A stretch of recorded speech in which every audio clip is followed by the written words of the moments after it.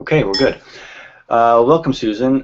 It would be best today if you'd start to telling everybody a little bit about yourself. Right, name's Susan Mac Nicol. I live out in London, in the UK. I've been writing for close on 2 years now. I have a day job. I'm kind of a part-time writer. I wish I wasn't. It's one of the dreams, obviously, to be able to write full-time and give up the day job where I work in London in a bank. Can you believe it or not? And that's about it. Yeah, that's as I say, I'd love to be able to work full-time, but I don't think it's going to happen anytime soon. I think that's a lot of our dreams. But you've been busy in the last year, and how many books have you put out in the last year? The last year, close to 6 books. I've written 9 in total.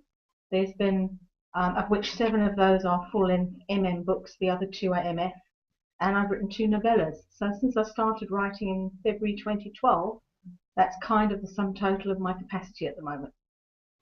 Now, I've read some of your stuff, and I've followed some of your stuff, and you write some very different genres. Do you have a preference, and if you do, which one? I guess I'm contemporary romance, so that's kind of where I tend to focus most of it. Most of my books are set round about London, so there's always a UK flair to them. I've tried my hand at paranormal. I've tried my hand at the normal sort of more emotional stuff. And as you know, I'm recently writing just released the Love and Punishment, which is crime. So in terms of that, I think the preference I have is probably for the emotional, tortured individual ones, the ones where there's a lot of angst, a lot of emotion, and a lot of capacity to love in between, actually getting to support each other and move along. But that's something you can put into all the different genres, right? It is. It is. It is something I can put in. I haven't always done that, although it seems to be that the next book that I'm busy with will actually be very much along those lines, the one that I'm working on at the moment. So do you prefer to have like the paranormal or the magical element to it? I really enjoyed writing the paranormal. I had a lot of fun with it, and I really, really got to grips with it because I have a personal satisfaction myself because I am a white witch. I do practice some of the Wiccan philosophies and things. I'm not devout. It's more of a belief system than anything else. So it's quite close to the heart. But in terms of writing for it, I guess I'd love to say I'd love to do a lot more paranormal and a lot more fantasy. But unfortunately, the reality is it doesn't sell as well. No, it does not. But your latest book, which is what we're really here to talk about, is Love and Punishment, and that's a crime thriller, and a romance. Isn't that right? It is. It's very much the romance first. It's still the love story between 2 guys. It's still the way that they manage. I think the difference with Love and Punishment is this is not a meet situation. This is a book about people that are actually already in a relationship and how it evolves. It's not one of those ones where it's insta love or they meet in the book or anything along those lines. And from the reviews I've had and the comments so far, it seems to be it's a little different to I think some other books, and also people seem to like it. Well, good. But okay, so a lot of with like a paranormal book or a fantasy book, it's a little hard to do some research on those since they don't really Yeah. exist. But with this one, you were really dealing with detectives and police work. Did you interview anybody for it, or where'd you come by the knowledge to write that book? Well, we've all watched CSI, we've all watched Prime Suspect, so we all have a very basic sensationalized idea of how it all works. But I was fortunate enough to have an ex-colleague who's actually an ex-policeman. His name's David. He was with the Met for close on 30 years. He now consults, and I managed to drag him along for the ride and just ask him the couple of questions that I had, because one thing I haven't delved in this book is too much on the police procedures and things like that. They are more touched on, and they are more of an overview as opposed to detail. So it was a lot more easier to actually filter it into the book.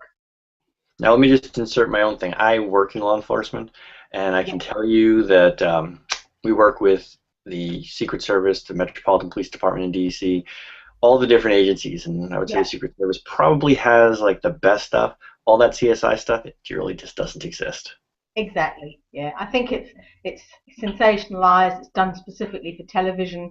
It's like over here in the UK. I think things are a lot slower. It's a lot more plod work, it's police work, it's grunt work. It's really not as romantic and exciting as they make it out to be. That's correct.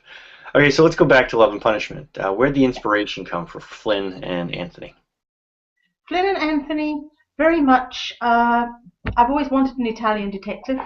I used to work for Fiat. As you know, they're an Italian company. I was surrounded by gorgeous Italian men at work all day, speaking the language, watching them strut their stuff across the corridor and whatever. And I decided that that was going to be my next kind of hero. For Flynn, I think it's more a case of I've always wanted to do journalism myself, and in fact had the opportunity to do so when I lived back in South Africa. Didn't quite make it, and I decided that Anthony's counterpart would then be a journalist, an investigative journalist. Okay, well then tell us something interesting that you haven't revealed in the blurb. Okay, there's 101 different uses for a rolling pen. You'll For have a to read, rolling pen? you'll have to read the book to find out. Also, that Anthony and Flynn have a couple of rather sexy after dark habits. Um, Flynn started out as a lady because the book actually was written as MF to begin with, and because that genre didn't particularly sell very well, I decided to make all the current work that I had into MM. So Flynn used to be Elaine. Okay, excellent. Um, okay, let's go to something other than Love and Punishment now. Tell us something that you've read that readers or viewers would be interested in. I get asked this question quite a bit, and I'm actually not shy to say it, but I'm not a book snob. I don't read literary fiction. I don't read fancy highbrow thrillers or anything that says, wow, you have to read that kind of book. I tend to read within my own genre. I have authors I like. I have authors I don't. I think at the moment, one of the books I am reading is because I have quite a fan crush on Josh Lanyon. I think one of the ladies, L.B. Gregg, is one of his sort of understudies, if you want to put it that way. And her books are really good. And if anybody gets the chance to read L.B. Gregg, I'd say that they're well worth it.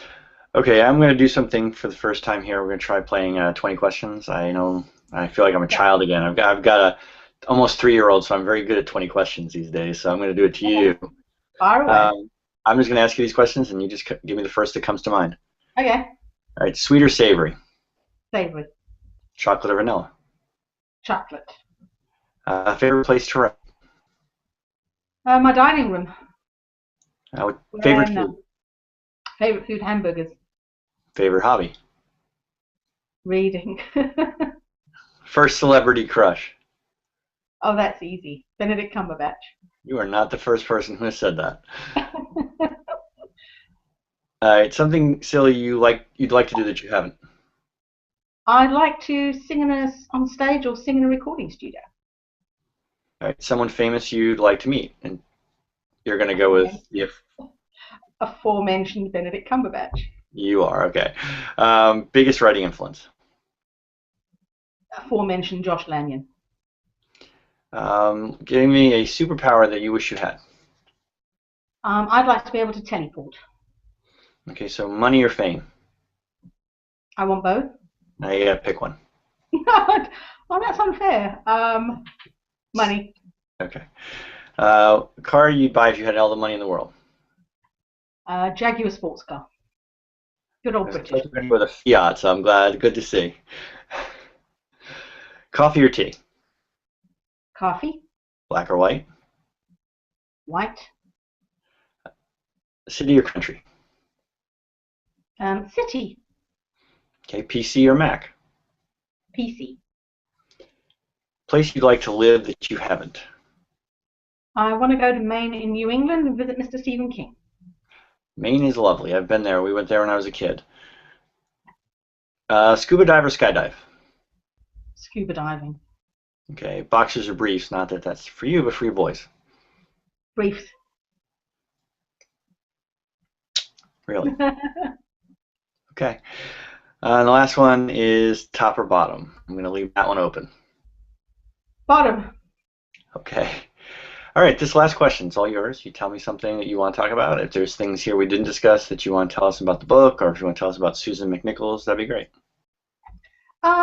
I think just the fact that the last 2 years it's been a really strange journey. It's been a really up and downs. It's been an incredible time for me, coming from relative obscurity to becoming a sort of at least having a name in the industry as an MM writer, no matter where on the food chain you are.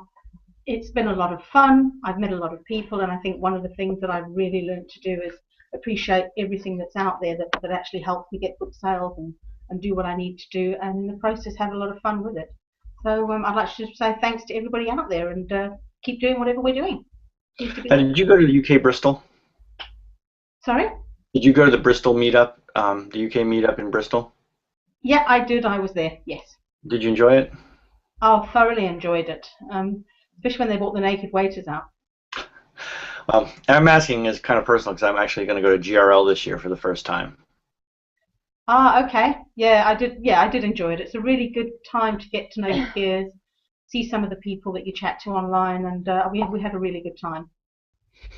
I'm looking forward to next month. Well, almost next month. It's almost September, but yeah. So I was just figured I would throw that in, see how you.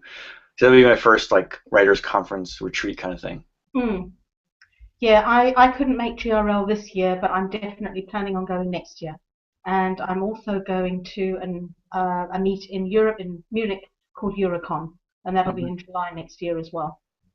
They're doing that in conjunction with with the Munich Gay Pride, aren't they? Yes, it is. Yeah, Mark Fleischhaus organising it all. Yeah. So yeah, we're going to go try and cram that in as well. Okay. So anything else you want to talk about, or are we good? We're good. We're good. Thank you. That was really fun.